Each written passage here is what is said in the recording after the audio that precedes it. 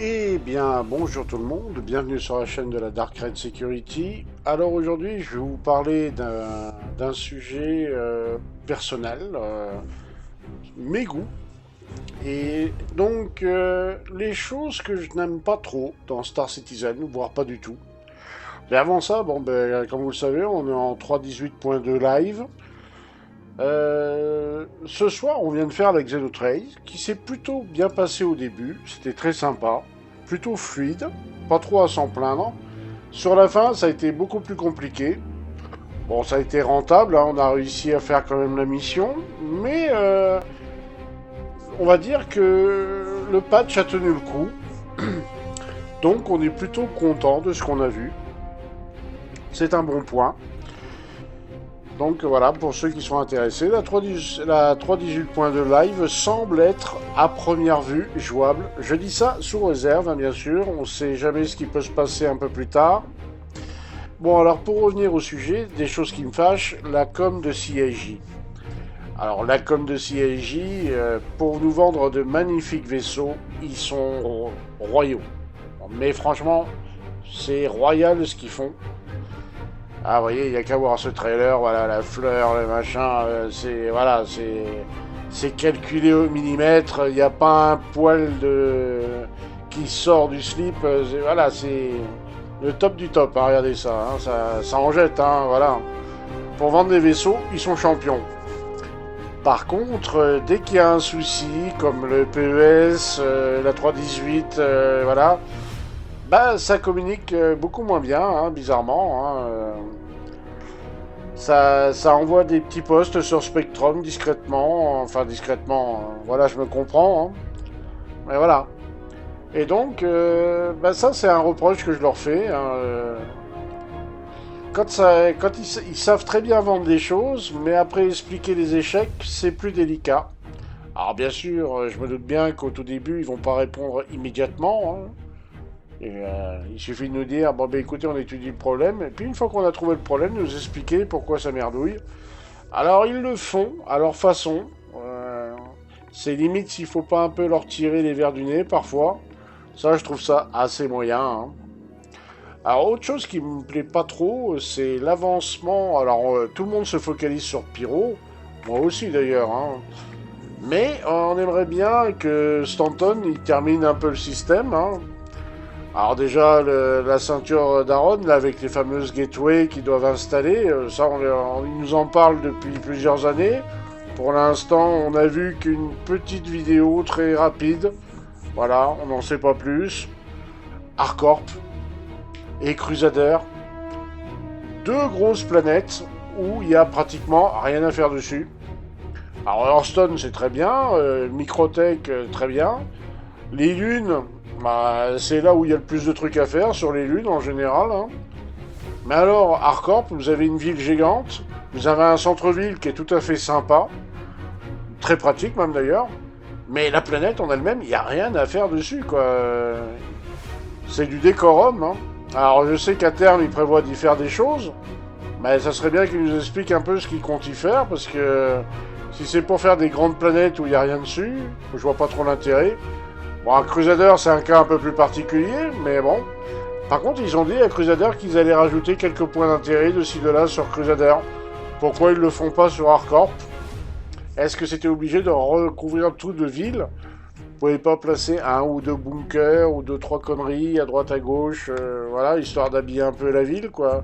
De la rendre plus intéressante, on va dire. Alors, ce que j'aime pas non plus, c'est les patchs qui prennent 3 ans. Hein, 3.17, voilà. Hein, celle-là, elle m'a marqué, la 3.17. Hein. Euh, voilà, on espère ne plus voir des patchs aussi longs. Parce que franchement, bon sang, qu'est-ce que c'était long. Ah, j'ai pas aimé. Hein. Franchement, j'ai pas aimé. Hein. Alors, une autre chose que j'aime pas beaucoup, c'est ce qu'on appelle communément le griefing. Mais dans le griefing, on peut dire un peu de tout et de n'importe quoi. Moi, quand je parle de griefing, je parle un exemple concret, un nouveau joueur qui débute, qui sait pas encore très bien piloter son Aurora. Il est accru et là, et puis il dit allez, je décolle, j'y vais, allez, je me lance. Hop, Il sort du hangar et là, boum, il se prend une rafale venant d'un Gladius. Il se fait complètement démonter et il sait pas pourquoi. Et en fait, il le saura jamais parce que le mec qui a fait ça, bah il l'a fait comme ça, sans réfléchir, parce qu'il s'emmerdait souvent, ou qu'il avait juste envie de faire un shoot en disant ah je t'ai eu, hein. Voilà. Ouais, bravo. Bah, rien à dire, top du top de l'intelligence. S'il va voir les pigeons, il pourra peut-être avoir une conversation avec eux. Ça doit être du même niveau, hein. Le temps de développement du jeu, qui est très long. Alors ça aussi, je l'aime pas. Bah, d'ailleurs, personne ne l'aime, hein. On aimerait avoir le jeu tout de suite. Bah oui, mais on ne l'aura pas tout de suite.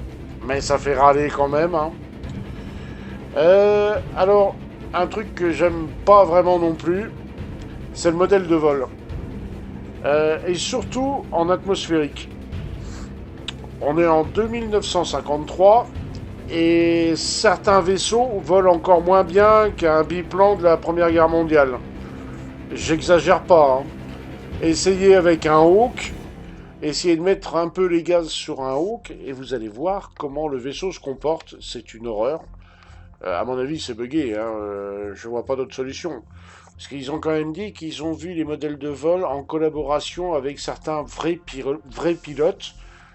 Si c'est ça le vrai pilotage en Atmo, bah du coup ça me donne pas trop envie de passer mon permis, ma licence de vol, hein. Pas super génial, hein, au final, hein. Non, le modèle de vol, moi je le trouve très très bidon, très voilà. Et des fois les vaisseaux ont des réactions en Atmo que je comprends pas du tout. C'est enfin bref, je suis pas fan. Alors les armes des vaisseaux. Alors d'abord on va parler des lasers. C'est bien de dire qu'au bout d'un certain temps, l'arme arrête de tirer et puis elle recharge. Oui, ça me paraît logique même à la limite. On peut pas tirer en continu tout le temps.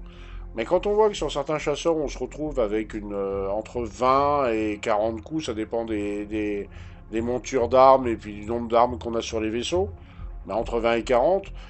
Mais je vois la plupart du temps, c'est environ une trentaine de coups. Franchement, c'est pas énorme, hein. Je suis pas fan, hein. Une cinquantaine de coups, je pense que ça serait quand même beaucoup plus sympa. Euh, alors les armes, les armes balistiques, n'en parlons même pas. Là, on est dans le ridicule complet. Quand je vois qu'on a des Gatling, hein, voilà, que même à notre époque, on a des Gatling qui balancent 1500 ou 2600 coups comme ça à la suite. Et là, on se retrouve avec des trucs, des Gatling hyper futuristes, soi-disant, hein. Ben, quand on les regarde, on rappelle beaucoup les Gatling qu'on a actuellement à notre époque, hein. Et ça tire 250 coups. Vous m'expliquez? C'est comme si je mettais une balle par chargeur de Kalash. Ça ne sert plus à grand chose les Kalash, hein. Donc voilà, c'est. Voilà, je trouve ça débile. Je sais pas pourquoi ils ont fait ça. Je sais pas quelle idée leur a passé par la tête de mettre 250 coups sur une Gatling. Ouais, je cherche encore l'utilité du truc. Voilà. Avant, on avait un modèle enfin un nombre de munitions qui était beaucoup plus conséquent et qui me paraissait tout à fait plausible. Je sais pas pourquoi ils ont enlevé ça. Alors par contre, c'est vrai que maintenant on a des armes balistiques qui tapent beaucoup plus fort. Mais bon, très honnêtement, vous faites deux vaisseaux, l'arme est vide. Et par contre, ils ont fait des Gatling plus récentes qui ont jusqu'à 1150 en taille 4, voire même 2000 ou 3000 ouais, je comprends pas trop la logique du truc en fait. Alors, les anciens vaisseaux à comparer aux nouveaux. Alors les anciens vaisseaux, c'était des premiers concepts, il n'y avait pas beaucoup de fonctionnalités dessus, on va dire le minimum vital. Les nouveaux vaisseaux sont quand même beaucoup plus high-tech, voilà, il y a des interrupteurs, il y a des bidules, on peut changer la lumière, on peut l'éteindre, enfin, ils ont rajouté tout un tas de trucs, les composants, tout ça. Ben, je me dis, mais il y a quand même un sacré bon paquet de vaisseaux qui sont sortis et qui sont en retard maintenant. Quand il va falloir qu'ils réactualisent tout ça, mais ça va leur prendre combien de temps? La bêta, on va l'avoir en 2045 ou quoi? Parce que quand on voit la vitesse où ils développent les lunes et les planètes, Bah, je me dis qu'un vaisseau, ça va leur prendre un pas mal de temps aussi, hein. Quand il va falloir qu'ils refassent le Karak, le Caterpillar, qui est toujours pas fini, le Starfarer, tout un tas de vaisseaux comme ça qui sont sortis dans les premiers temps du jeu, mais qui sont pas du tout actualisés. Bah, je leur en souhaite les développeurs hein, pour les remettre à jour. Hein, et, ça risque d'être comique l'histoire. Hein. Rien que la constellation, rien que le constellation leur mette à jour, je serais curieux de voir le temps que ça va leur prendre. Euh, Alors, un truc aussi qui est marrant chez CIJ, que je comprends pas et que j'aime pas, c'est des fois l'incohérence. Ils nous bassinent tout le temps en disant ouais, faut jouer en groupe, jouer en orga, c'est sympa, enfin, il faut favoriser le multi, tout ça. Ouais. Ben, quand ils ont créé le fameux système pour virer de l'argent aux gens, c'était possible aussi de faire un compte orga. Je sais pas, un compte orga, voilà. On file le compte au leader du groupe ou à un trésorier désigné de l'orga, et puis il y a un compte orga où chaque joueur peut mettre le pognon qu'il veut sur le compte orga. Je sais pas, moi, ça me paraît comme une évidence. Et du coup, ça lancerait des objectifs de farm pour le groupe. Enfin voilà, là c'est un truc que je pige pas. J'aime pas trop qu'ils nous bassinent comme ça sur le jeu en multi. Et puis au final, rien n'est fait pour le favoriser quoi. Alors les vieilles missions. Alors les vieilles missions, il y en avait des très sympas. Et puis elles ont disparu, enlevées du catalogue. Alors on sait pas si c'est parce que, bon bah, avec les nouveaux codes, elles sont plus trop compatibles. Si parce qu'ils sont en train de les retravailler. Si parce que bah, ça prenait trop de place sur le serveur, donc on les dégage et puis on attend que les serveurs fonctionnent mieux pour les remettre. Voilà, ça j'aime pas trop leur principe de nous montrer des missions puis de les virer. Alors, qui nous explique un peu pourquoi, mais bon. Ensuite, les skins payants. Alors, déjà on achète les vaisseaux à des prix qui sont pas donnés hein, quand même. Hein. Même un Aurora qui sert pas à grand chose au final, bah, c'est quand même 40 balles. Et il donne quelques skins achetables in-game, voilà, il y en a quelques-uns. Pas beaucoup, hein, faut pas se leurrer, hein, et pas tous les modèles de vaisseaux. Et par contre, alors sur le site à l'achat, et puis ils les font pas gratis, hein, c'est entre 10 et 30 euros en moyenne, hein. Voire peut-être plus, hein, j'ai pas regardé tous les prix. Mais alors là, vous avez pléthore de skins payants sur le site. Alors, CIJ, je sais que vous avez bien les thunes. Moi, étant même un abonné, je vous en donne suffisamment, je pense. Mais quand même, faire payer les skins, je trouve ça moyen quand même. Bon, après, maintenant, ça choque plus trop personne parce que plein de studios font des trucs comme ça. Donc, tant que les gens sont assez bêtes pour payer, bah ça marche. Hein. Alors ensuite, ben, un truc que moi qui me fait toujours sourire et qui m'agace, c'est quand ils sortent un nouveau vaisseau. Et alors surtout si c'est un vaisseau axé sur le combat. Quand il va sortir ce vaisseau, mais il défouraille tout. C'est la bête, le monstre, la méta, voilà. On dit, le terme qui revient souvent chez les joueurs de Star Citizen, c'est la méta, quoi. C'est le vaisseau méta du mois, quoi. Et oui, ce vaisseau, quand il sort, c'est une bombasse. Il détruit tout ce qui bouge, il est hyper efficace. Et ça marche, hein. Les gens, oh putain, oui, il marche bien, alors je vais l'acheter, je vais l'acheter. Et puis au bout d'un certain temps, quand ils ont bien rincé le pigeon, quoi, ils ont assez vendu de vaisseaux, qu'ils voient que les chiffres baissent rapidement. Oh bah, comme par hasard, c'est à ce moment-là qu'il y a un petit équilibrage du vaisseau, et puis le vaisseau il rentre dans la norme, il devient normal. Du coup, le mec il était hypé, et puis du coup il est moins hypé. Mais par contre, c'est pas grave parce qu'il y a un autre vaisseau qui va ressortir un peu plus tard, qui sera de la mort qui tue, comme celui-là, du moins pendant un temps. Je trouve que c'est quand même se foutre un peu de la gueule du monde, quand même. C'est bien de prendre les gens pour des pigeons. Remarquez, c'est ce qu'on est quelque part, hein. Mais quand même. Voilà, hein. Alors un truc aussi que je déteste par-dessus tout, enfin que je déteste énormément, bah, c'est les crimstats aléatoires, enfin surprises, les trucs on chope des crimstats des fois, mais on se demande vraiment qu'est-ce qu'on a pu faire. Alors il y a des fois c'est mérité, hein. Des fois on fait une gaffe et puis voilà, on se retrouve avec un crime stat, hein. Surtout pour ceux qui jouent du gameplay uniquement légal. Quand ils se retrouvent avec un crime stat sur le cul, bah ça fait pas plaisir. Et puis bien souvent ils se demandent comment ils ont fait pour choper ça. Donc ça crée beaucoup d'incompréhension. J'espère que plus tard dans le jeu, s'ils veulent vraiment développer le jeu, on aura des avocats pour défendre et plaider notre cause au lieu de se faire tirer dessus comme des lapins. Ça serait pas mal.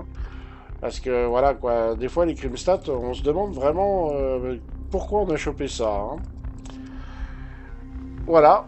Et puis après, les choses que je n'aime pas trop, ben c'est grosso modo